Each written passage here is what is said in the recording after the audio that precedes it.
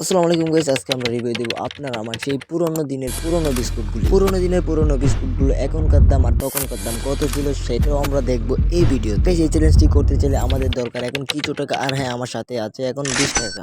আর এদিকে সন্ধ্যা হয়ে গেছে, সন্ধ্যা না, রাত 8টা হয়ে গেছে আর আমি এখন যাবো দোকানে। গাইস, আমি দোকানে যাওয়ার জন্য ঘর থেকে বেরিয়ে পড়লাম। অবশেষে হাঁটতে হাঁটতে আমি দোকানের সামনে চলে আসলাম। দোকানে এসে আমি নিয়ে নিলাম আমার আপনার সেই পুরনো দিনের পুরনো দুইটি বিস্কুট দুইটি হলো পপস আর হ্যাট্রিক। গাইস, আমি ছোটবেলা হ্যাট্রিক বিস্কুট খাইছি, আর এখন যদি হ্যাট্রিক বিস্কুট মজা হয় তাইলে আমি পাবো 100 টাকা। গাইস, কথা বলতে বলতে ঘরের ভিতরে চলে আসা পড়ছি। এখন আমি ছিড়বো পপস বিস্কুট ছিঁড়ার পর একটু টেস্ট করলাম, অনেকটাই ভালো লাগতো। পপসের চাইতে একটু মজা ছিল হ্যাট্রিকটা, কিন্তু হ্যাট্রিকের বিস্কুটের সাইজটা একটু ছোট হয়ে গেছে, কিন্তু দাম আগের তুলনায় ঠিকই রয়েছে। আগেও ছিল 5 টাকা আর এখনো ছিল 5 টাকা। আল্লাহ হাফেজ।